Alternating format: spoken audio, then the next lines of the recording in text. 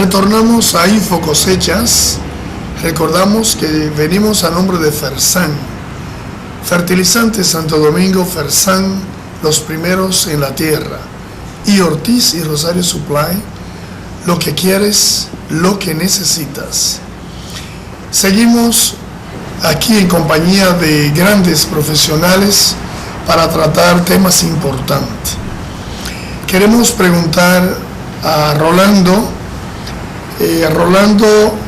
Zamora, en relación al programa de Campo Limpio, ¿cómo van los averajes? ¿Cómo va el progreso? ¿Y cómo percibe el futuro de ese programa tan importante?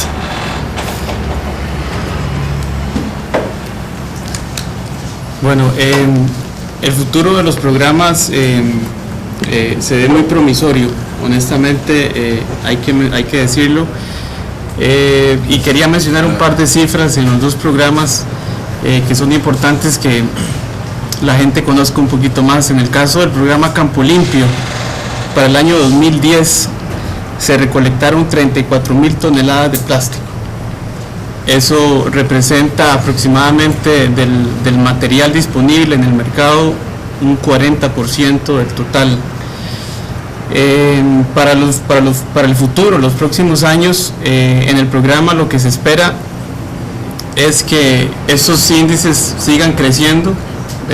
Esperamos poder llegar a un 45, un 50%, si no más, pero tal vez lo más importante es el destino de este plástico, qué se está haciendo con ese plástico, y eso es una inquietud que la industria tiene, porque nos interesa mucho saber hasta dónde va ese plástico. Como todos sabemos, es un plástico que viene de los envases vacíos, triple lavados, de los productos de protección de cultivos, y son únicamente utilizados para productos que tengan mínimo contacto con el ser humano. Y les menciono dos ejemplos: partes de carro, por ejemplo, que van, por ejemplo, los bumpers, los conductos eléctricos que se hacen de plástico, los que van dentro de las edificaciones, por ejemplo, es otro uso final autorizado por la industria. Y lo que queremos es que esos porcentajes de recolección cada vez aumenten, pero lo más importante, siempre teniendo esa trazabilidad de que ese plástico está parando en productos, como mencionaba, con mínimo contacto con el ser humano. En el caso del programa Cuidagro, el programa Cuidagro tiene más de 20 años de estar en Latinoamérica. Se han capacitado alrededor de 9 millones de personas. Y el futuro del programa es seguir también aumentando esa cantidad de personas, pero lo más importante, y es el desafío que tenemos, es que podamos medir el impacto, más que las cantidades en personas capacitadas, que son los productores, que son los técnicos, que son los profesionales, que podamos determinar el impacto de esas capacitaciones. Y me refiero con impacto a, por ejemplo, cantidad de personas que usan equipo de protección, que cambian sus conductas de no usar equipo de protección a usarla, por ejemplo. En el caso particular de Dominicana, que los rechazos de exportaciones de, por ejemplo, productos como vegetales sean cada vez más cercanos a cero. Y por supuesto que las personas que desgraciadamente no utilizan el producto de buena forma, que los índices de intoxicaciones se reduzcan a cero. Quisiéramos que no existiera una sola persona que se intoxica, lamentablemente existen, pero ese es el futuro. Queremos trabajar fuertemente en eso para que esos índices sean cero y que efectivamente los productos sean utilizados y que más bien sean la fuente de esa productividad que requerimos en toda América Latina, y que podamos seguir creciendo en alimentos más sanos, como ya se mencionó, y en alimentos que utilizan efectivamente los productos. Así es que a futuro estas son las dos, digamos, las dos líneas que estamos viendo y esperamos cumplirlas en el corto plazo. Gracias al ingeniero Zamora. Queremos hacerle una pregunta a Luis Pelletier. Luis, ¿cómo se está rodando en la República Dominicana el programa de Campo Limpio? ¿Cuáles actores intervienen en este programa y cómo llega a FIPA, cómo llega el programa al usuario final? Bueno, el programa Campo Limpio, que se viene ejecutando desde el año 1999 con el apoyo de ProLife Latinoamérica, por supuesto, está basado primeramente en su campaña de triple lavado, donde se consigue o se logra economía, seguridad y protección del ambiente. Entonces, luego se exhorta, luego el triple lavado a los usuarios finales de los productos, luego que se hace la mezcla de estos productos, a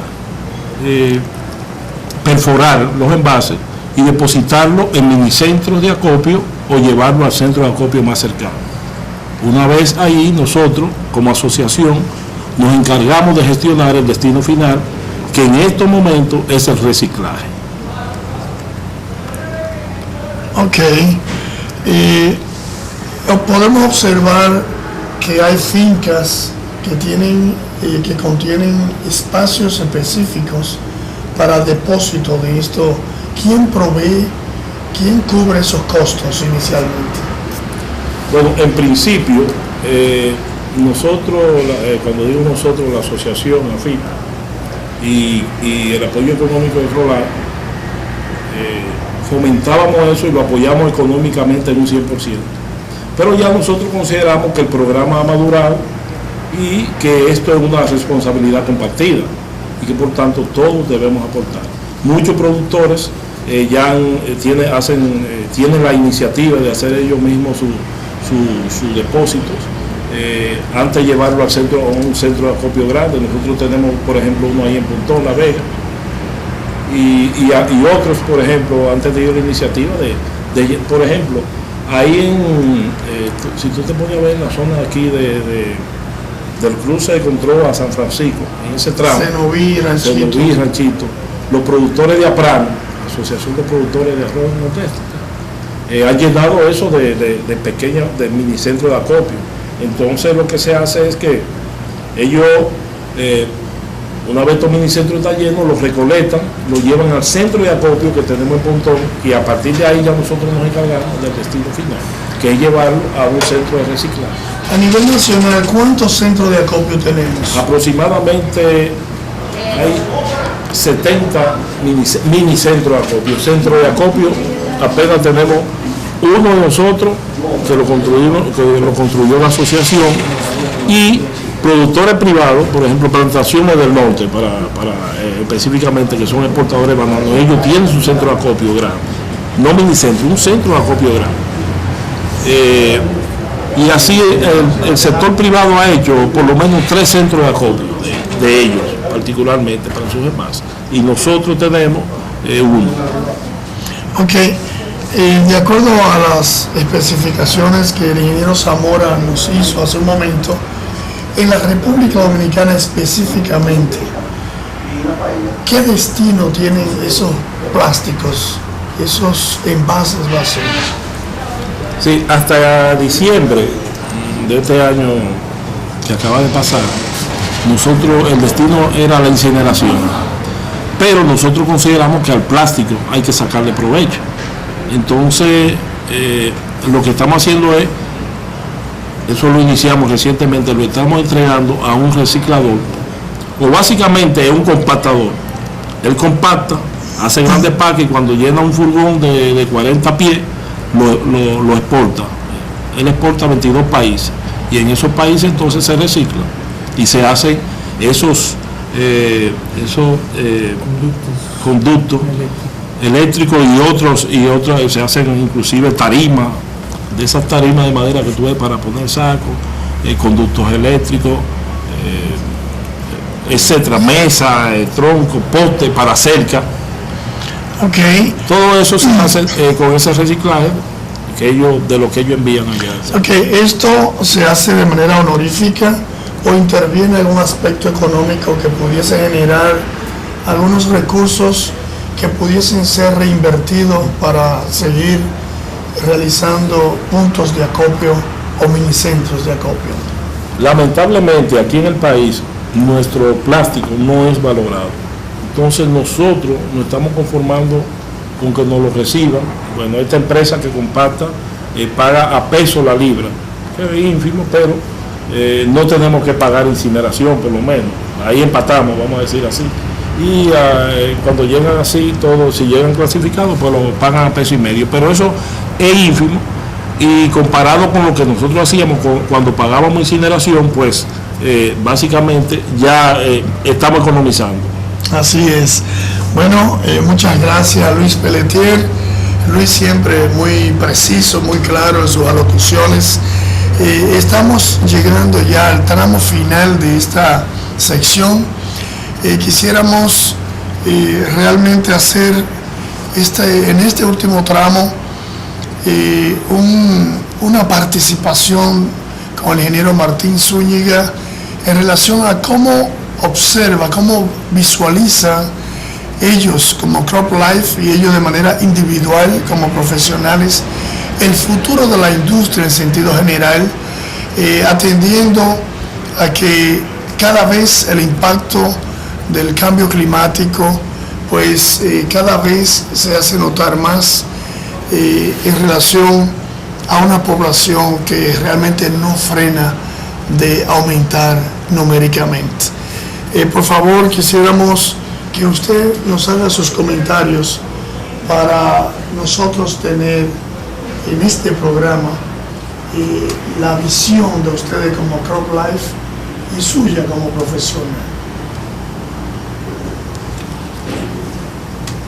Yo podría resumir la respuesta diciendo que nos enfrentamos simple y sencillamente al reto más grande de la historia, especialmente en materia de alimentación.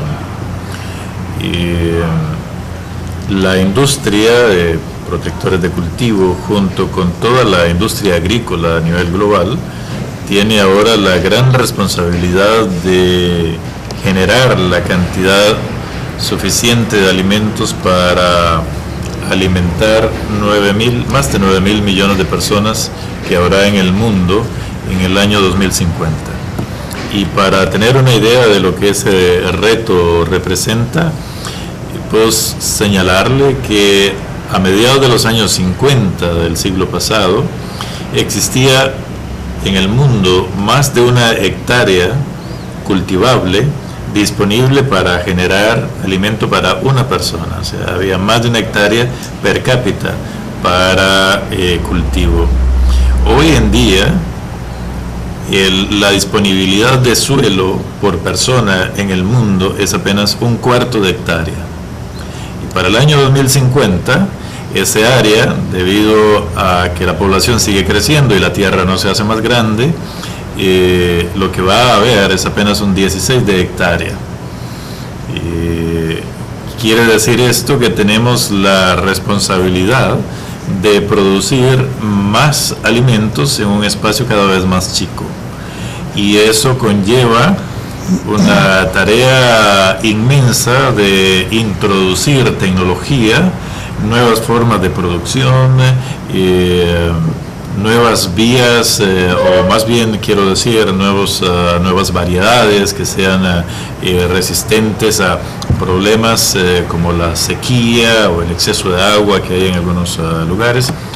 Porque no solamente tenemos el problema, si se quiere ver como problema, del crecimiento exponencial de la población mundial, sino que eso se suma al hecho de que las áreas de cultivo se van reduciendo porque hay una gran cantidad de pérdida de suelo debido a la erosión hídrica, erosión eólica, de todos los fenómenos naturales que tenemos hoy en día. Y también tenemos problemas asociados con el clima clima está cambiando en todas partes y eso hace que en muchos lugares los fenómenos naturales destruyan las plantaciones o en otros casos afecte la productividad de las variedades y del suelo en virtud de esos cambios. Así que debemos preocuparnos ahora por ese futuro que no está tan lejano, el 2050, de cómo vamos a alimentar a esa gran cantidad de población. Y la respuesta es: tenemos que cambiar nuestra agricultura, tenemos que hacerla más tecnificada, tenemos que hacer un mejor uso de los productos protectores de cultivo, tenemos que encontrar productos protectores de cultivo cada vez más amigables con el ambiente y cada vez más eficientes, tenemos que encontrar variedades de plantaciones que tengan la capacidad de resistir problemas de sequía o problemas por exceso de agua. Tenemos que encontrar variedades que tengan la posibilidad de producir más en un espacio más pequeño. Y bueno, dichosamente podría decir también, gracias a Dios, hay especialistas en el mundo trabajando en esto y tenemos ya algunas herramientas como la misma biotecnología que está tratando de desarrollar plantaciones, plantas que son resistentes a plagas y por lo tanto reducen la utilización de agroquímicos, plantas que son ya resistentes a la sequía, plantas que son resistentes al exceso de agua, y todavía está en pañales, se puede decir, pero hay un avance en todo ese desarrollo. Hemos empezado a andar, podría decir que hemos dado ya los primeros pasos en la resolución o la respuesta a ese gran reto que es cómo alimentar el mundo en el año 2050, pero tenemos que hacer mucho. Hay una gran noticia para nosotros en ese sentido, y es que de acuerdo con la Organización de las Naciones Unidas para la Alimentación, la FAO, las únicas regiones que tienen posibilidad para crecer en áreas cultivables y en mayor capacidad para proveer alimentos al mundo son algunas regiones de África y América Latina. De manera que tenemos un reto, pero también una gran posibilidad y una gran oportunidad en el mediano y largo plazo. De cómo lo aprovechemos va a ser una responsabilidad de cada uno de nosotros. Cómo no, en televisión el tiempo pues se hace corto. Qué pena que solo tengamos una hora para compartir tantas experiencias, tanta sapiencia de estos profesionales que nos visitan, y pues la presencia de Luis Pelletier de AFIPA, nuestro interlocutor en la República Dominicana. Agradecemos la gentileza de cada uno de estos profesionales que nos visitan aquí a la República, y esperamos contar en una próxima visita que nos concedan el privilegio de volver a tener sus alocuciones. Hasta aquí, amigos productores, amigas productoras, nuestro espacio semanal, nuestra propuesta Infocosechas. Gracias por concedernos esta hora y los esperamos el próximo miércoles.